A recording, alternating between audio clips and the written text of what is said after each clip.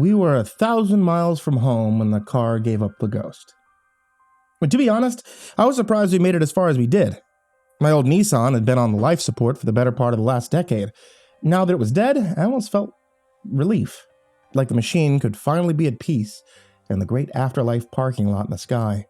Of course, that relief was easily outweighed by the newfound panic of being stranded in the middle of an unfamiliar nowhere. Jerry was under the hood doing everything short of dark magic to get the engine running again, while I paced the road with a cell phone over my head, hoping for a single bar of connectivity and feeling about as useful as male nipples. This certainly wasn't the highlight of our cross-country road trip, but it wasn't the worst moment either. That particular honor fell upon the roadside marsupial petting zoo. To be fair, this was taking my mind off of all those things I'd left back home, which was the entire purpose of this surprise vacation, after all. That's what my friends called it. A surprise vacation. Their delicate phrasing conjured a much kinder image of what turned out to be a low-key kidnapping. I got home from my overnight shift to find them all waiting for me in my living room, intervention style. My roommate, Jerry, the mastermind behind it all, had 2 go-bags waiting by the front door and a map plotting our impending road trip to see the Pacific Ocean for the first time in my life. Jerry had been prone to these spontaneous, well-intended but highly irresponsible gestures for as long as I'd known him. At least, this time, he didn't try to gift me a stray animal he found. Normally, I would simply say, thanks, and shut it down before things got out of hand. But I wasn't in the proper headspace to fight back. I'd just gone through what can only be described as a traumatic event. Some people close to me died, and there was a major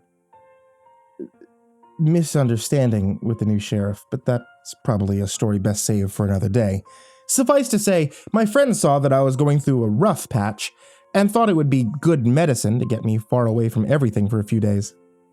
They made sure my shifts at the gas station were covered until the end of the week, just long enough for things to settle down and go back to normal. I couldn't blame them for not understanding what was really going on. Hell, I only got a tenuous grasp on it myself, but the doctors assured me everything would be fine now, just as long as I stuck to the plan and took my medicine. After a few long days filled with tourist traps, roadside attractions, cheap motels, and car farts, it looked like we'd finally reached the end of our adventure. We were a few states shy of the West Coast, but low on money and even lower on time. This trip was as close to a success as we were likely to get, and the car's breakdown was the final straw. I decided to give Jerry a few more seconds of vacation before breaking the news to him, which is why I was taking so long looking for cell service when I knew there was none to be found way out here. When I got back to the car, Jerry popped his head out from under the hood and said, "Okay, try the engine now." I turned the key to the sound of stubborn silence. "Nada," I announced. "Really? Fuck a doodle. I bypassed the engine switch. It's not the battery or the starter. Spark plugs are good, fuses are good, wiper blades are new, blinker fluid is full. Maybe it's out of gas," I offered, exhausting the full extent of my vehicular knowledge. "No, it's got a half a tank." He slammed the hood shut and said, "Well, I'm going to make friends with the tree. When I get back, I'll start taking the engine apart. In the meantime, you should build a fire and find something to cook. I might be here a while." "That plan isn't going to work." "Relax, dude. It's just an expression. I'm not really making friends with the tree," he scoffed. "If anything, I'm about to give it a good reason to be mad at me." "I meant, we can't set up camp here, hoping for a miracle, or a friendly passerby. I mean, what are the odds a good Samaritan would take the same shortcut we did?" I wasn't trying to be mean, but he was the one to discover this brilliant alternate route between highways over an hour ago, and in that time we hadn't seen a single car besides our own. Our path had been nothing but acre after acre of farmland and trees, and of course, that one enormous house back at the top of the hill. "All right," Jerry relented. "What's the plan then?" "Did you clock that spooky house we passed about a mile ago?" He laughed. "How could I not? It was so extra." He wasn't wrong. The place stuck out like a pink bikini at a Mormon funeral. Unlike the traditional farmhouses and double-wides that decorated most of our adventure through the back roads of the American South, this place was a certifiable mansion, a mix between Greek Revival and Gothic architecture, including spires, columns, and even a widow's walk. I wouldn't have been surprised to see a gargoyle or two hanging out on the roof. And I would have bet my last dollar the place was haunted. One thing was for certain, it was the sort of place I'd love to avoid at all costs. I think we need to go there, I said regrettably. Jerry eagerly agreed. As he relieved himself by the side of the road, I went into the car's trunk and collected a few necessities for the walk up the hill. Bag of trail mix, bottled water, some sunscreen. I wasn't expecting this to take very long, but not very long was exactly enough time for me to burn, and poor preparation had kicked my ass too many times lately. Jerry must have had a similar thought. He came up next to me and reached under our bags, pulling the baseball bat from its hiding place. "What's that for?" I asked. "Protection. Duh. There could be wolves out there." No, dude. No weapons. I don't want to show up at a stranger's house looking any more suspicious than we already do. "Oh, good point." He tossed the bat inside and slammed the trunk shut. I thought we had everything we needed. I thought we were being smart by leaving the weapon behind. In retrospect, it was the first of many bad decisions. It took half an hour to get to the top of the hill, another 5 minutes just to walk up the winding driveway through the meticulously manicured lawn. When we finally reached the enormous double doors, I was too exhausted to even feel nervous anymore. Jerry knocked while I fished, unsuccessfully, for cell reception. "Who do you think lives here anyway?" Jerry asked. "Some kind of supervillain? King of the farmer folk? The Munsters?" If I had to guess, probably the kind of people whose family used to own the people. The door opened, and I quickly remembered how to feel nervous again. "Can I help you?" the old woman croaked in a voice that sounded like paper tearing. She was a little over 4 feet tall and dressed like a Victorian-era doll, with gray hair tied back below a cloth bonnet, bristly nose hairs, skin the color of canned meat spread, and the thickest pair of wire-frame glasses I'd ever seen, magnifying her pupils to the size of quarters. To put it bluntly, she was difficult to look at. I nearly dropped my phone, but Jerry didn't even flinch. He just tipped an imaginary hat and said, "Hello there, ma'am. My name is Jerry, and this is my associate Jack. We hate to be a bother, but our vehicle broke down just up the street, and we were wondering if it might be possible to—" "I wasn't expecting any more company," she interrupted. "Are you sure you have the right address?" Jerry and I shared a look. "No, ma'am," he said. I was just saying that our car stopped working out of the blue. We were stranded on the side of the road, and Jack is a nervous Nelly, so we decided—" "All the guests have been accounted for," she said, her voice registering somewhere between a creaking door and an angry drill sergeant. "You must check your invitations, please." Jerry took a breath and rubbed his hands together. "Is there someone younger we could talk to?" "Jerry!" I snapped. "Relax, dude. I didn't even think she could hear us." I pushed him out of the way, stepped up to the feeble old woman, and looked into her enormously magnified eyes. "Excuse me," I said gently. "We need to use your phone, please." She tilted her head up, then back down, presumably giving us both the once-over. Then she turned around and said, "Follow me this way to the telephone machine. Local calls only, no long distance, please." As she disappeared into the bowels of the ancient manor, I hesitated. A familiar feeling washed over me, one I could neither trust nor ignore. A feeling of dread, and an unshakable sense that something was wrong here. Only this time, it felt stronger. It felt realer. Before I could comprehend what was happening, Jerry had already marched past me into the dark entryway, leaving me all alone with my paranoia. I took a breath and plowed ahead after him. The short, elderly woman spoke in a dry monotone as we followed her past the entryway into an enormous great hall that wouldn't have looked out of place on the first-class deck of the Titanic. I was only halfway listening, but I picked up enough to understand that she was reciting the house's history like some kind of tour guide. The home was built in 18-something-something by Colonel something-something. It began as a plantation, I knew it, and then served as a hospital during the Civil War, or as she worded it, The War of Northern Aggression. As her words droned on, the interior of the manor was busy telling its own story.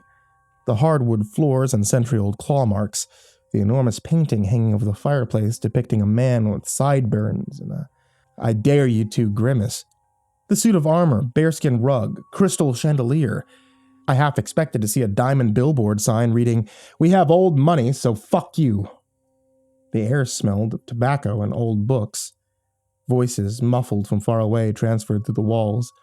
There was a jovial nature to them, some laughter even. The place was alive with people. At least that's what I hoped I was hearing. At the base of the grand staircase was a thin door. The woman opened it, revealing a much less impressive set of steps leading down into a basement. She descended, and Jerry followed. I considered the wisdom of staying put, keeping the exit in sight just in case one of us needed to make a break for it. I looked over my shoulder to make sure the door was still there. Not that it would do much good. If things went south again, I knew I wouldn't make it very far on my own.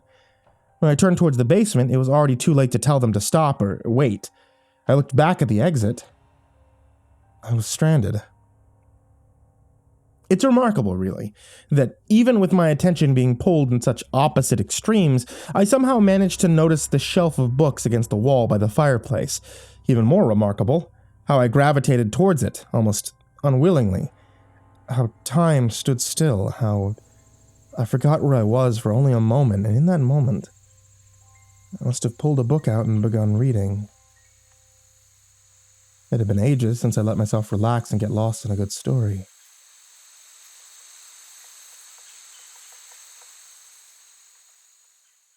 What the hell am I doing? Time whip snapped back into place around me. How long have I been standing here? I was already a chapter and a half in. I closed the book and inspected it. The basilisk stare. It was an Agatha Christie mystery that I'd never heard of before.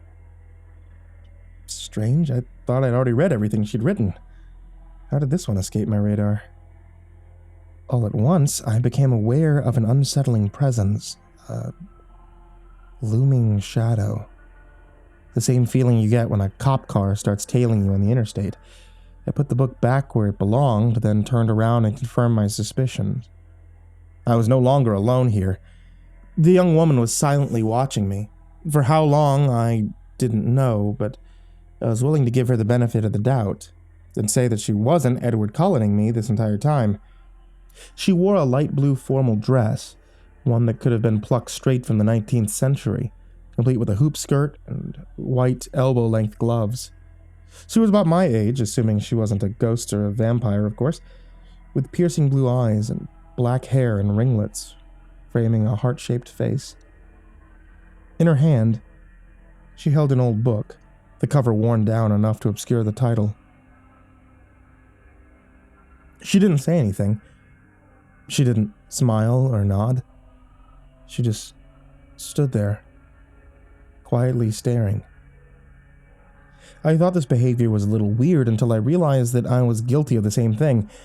I managed to get out the words, "Oh," and "Hi," in that order. She turned her gaze momentarily to the bookshelf, then back to me.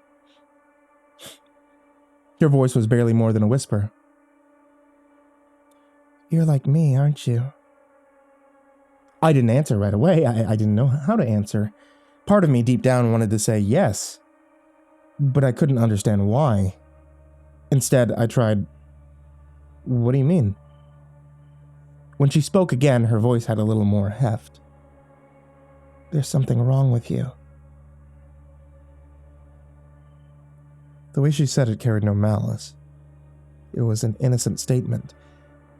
I gave an honest response. "Yeah, how'd you know?"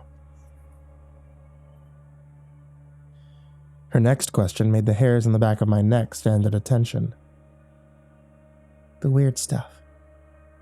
Does it follow you too?"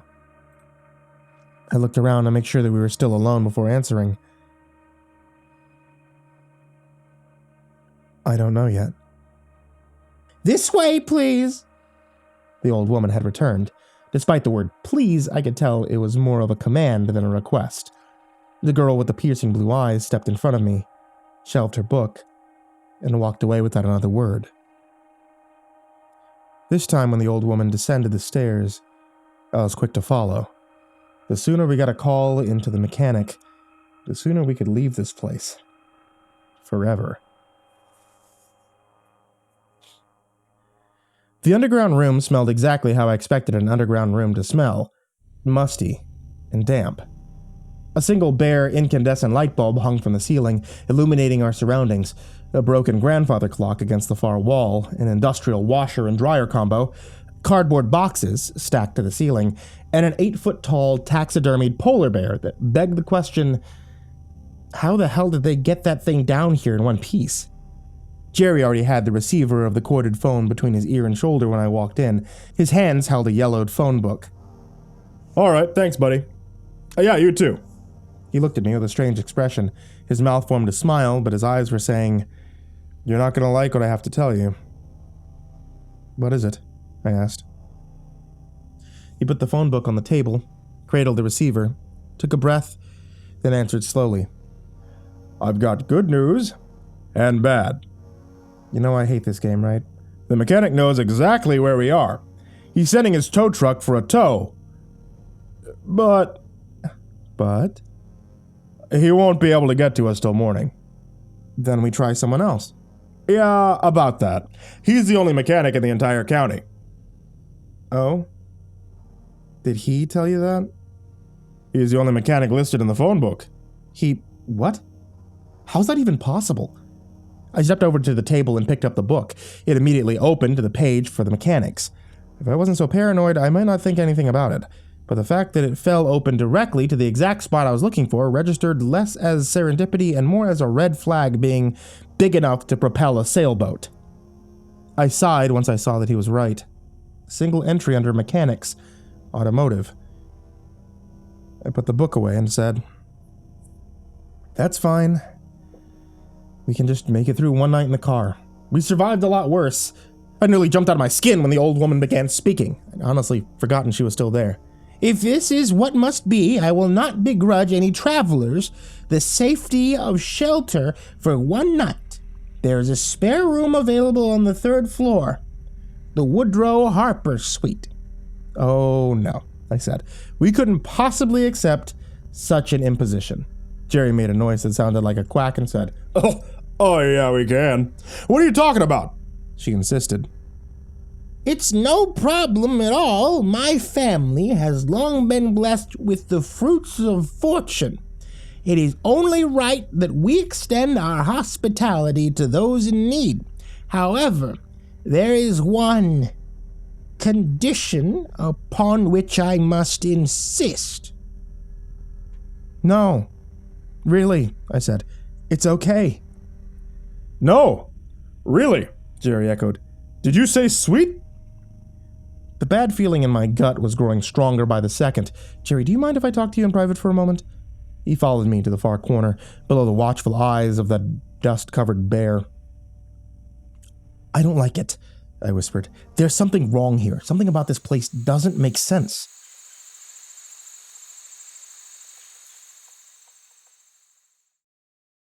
For a flash instant, I thought I saw something crawling up the wall next to us, but upon closer inspection, I realized that there was nothing there.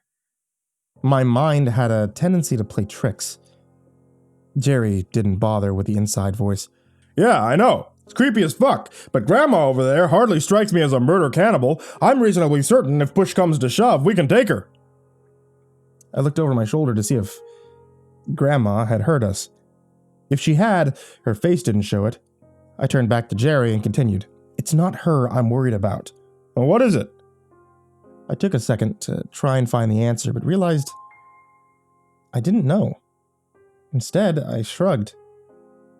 "Hey, it's cool," Jerry said. "If you're getting bad vibes, we can piece right out of here. But let me ask you this. If your gut's correct, if something is wrong, do you really think we'll be any safer waiting out in the car?"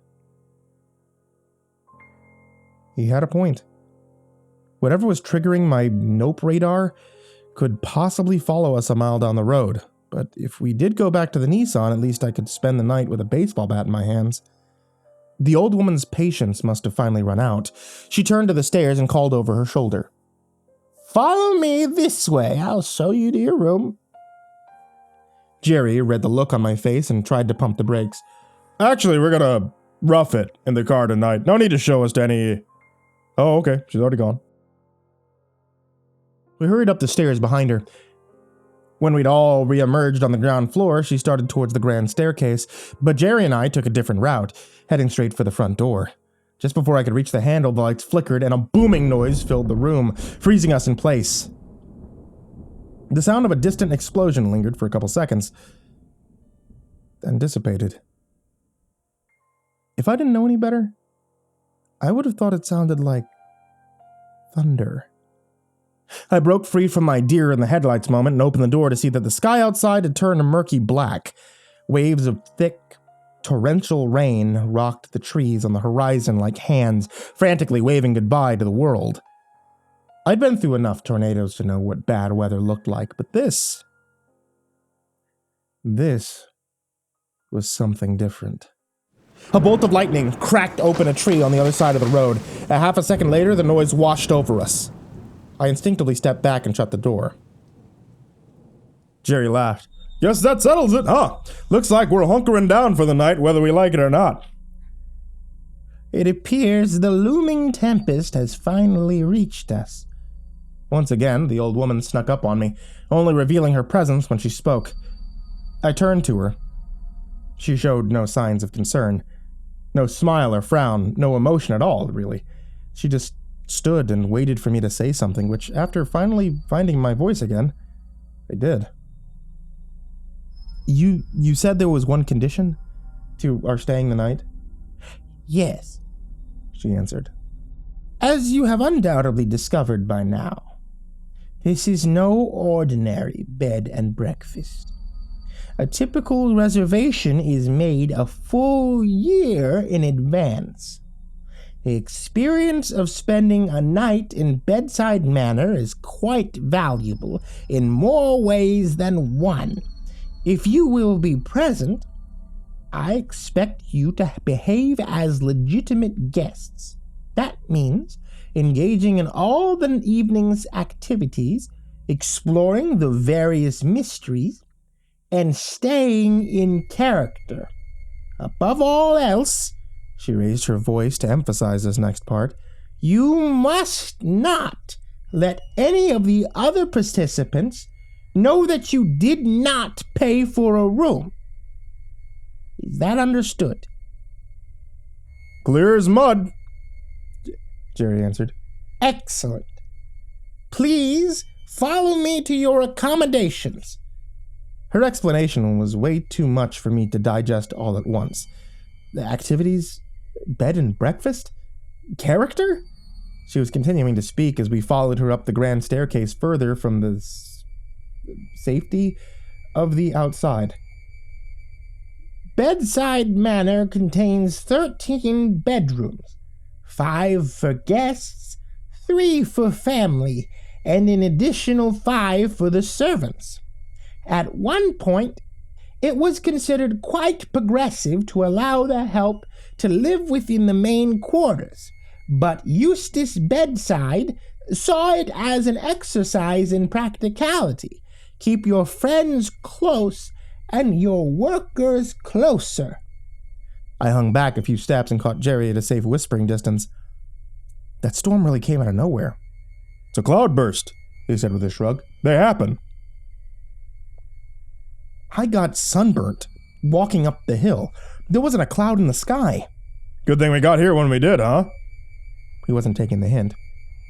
Yeah, I said, resigning myself to the situation. Good thing. The old woman reached the top of the landing and waited silently for us to catch up. When we were together again, she continued the monologue explaining the sordid history of the generations of bedsides, like it would somehow be relevant to the plot or something. I wasn't really paying attention. I just assumed Jerry was listening and could fill me in later. Before we knew it, we were standing beside a reddish-brown door with a mercury knob and a brass nameplate above the frame that read, Woodrow Harper, 1846 through 1857. Do you have any questions for me at this time? She asked. What's the Wi-Fi password? Bedside Manor offers a full experience in the immersion of a simpler time. We have neither computers or television machines. Save for emergencies, the telephone will not be available to anyone during the course of their stay. I asked the next question. And what did you say your name was? My name is Margaret. Margaret Bedside. But you may call me Maggie. Thank you, Maggie. She offered us the key as well as a strange apology. I'm sorry. I'm afraid there's only one bed in Woodrow Harper's suite. I took the key and replied, that won't be a problem. She looked like there was something she wanted to say, but didn't. Instead, I'll leave you two to get cleaned up. Please, feel free to use any clothing you find in the armoire. Dinner begins at 7 sharp. There will be a chance for social mingling at 6. I expect to see you both there. With that, she turned and shuffled back towards the stairs. The room was, in a word, magnificent. There was a king-sized bed complete with its own curtains, a separate sitting area by the bookcase, even a crystal chandelier. I tried to keep a calm voice. Jerry, what is your understanding of the situation we find ourselves in right now? Isn't it obvious? Not at all. Dude, check it out. This is one of those monster mystery themed bed and breakfasts. He could barely contain his excitement. I've always wanted to try one of these. Come again? He started exploring the room like a kid in a candy shop. It's like an escape room mixed with a dinner theater. Here's what's going to happen. Someone's going to die tonight. And then we get to spend the weekend playing detective. The reason everything here looks and feels so creepy is by design. Old Maggie's probably just an actress. This is going to be awesome. He rushed into the bathroom, then excitedly called out, They got a bidet and toilet paper. How fancy do you feel right now? Because I'm feeling monocle fancy. I approached the window overlooking the front of the property. At the rate the surprise storm was churning along, it couldn't have much longer to go. Eventually the sky would have to run out of water, right? You are aware that we can't stay here overnight, aren't you? We don't have any of our stuff. We don't have clothes. I left my medicine in the car. I can't afford to skip another dose. Not after what happened last time. I thought about the moment earlier at the bookshelf. About the lost time. And then I thought about the girl with the blue eyes. Jerry soon interrupted my train of thought, returning to the main room wearing a silken bathrobe around his neck like an oversized scarf. Yeah, I haven't forgotten about that, he said. Tell you what, when the storm clears, maybe we can pull an Irish goodbye. But in the meantime, let's see if the wardrobe comes with its own complimentary Narnia portal. He opened the double doors to the armoire, then took a step back and whistled. What is it? Hey, Jack. What size suit do you wear? I don't know. Medium. Why? I crossed the room to see that the piece of furniture held 2 complete tuxedo suits, formal wear, with tails and top hats. No, thank you. Shoes and bow ties. Exactly 2 sets. At a glance, they seemed like they would be pretty close to Jerry's and my sizes. The pull-out drawers beneath the suits contained socks and underwear. The bathroom contained 2 unopened toothbrushes. Jerry showered up first. When he was done, he tried on his clothes to find they fit perfectly. After my own shower, I wasn't even surprised that mine fit like every piece had been tailored specifically for me. Coincidences abound, but even Jerry had to admit that this one was a little too lucky. Everything about this room felt like someone had been expecting us.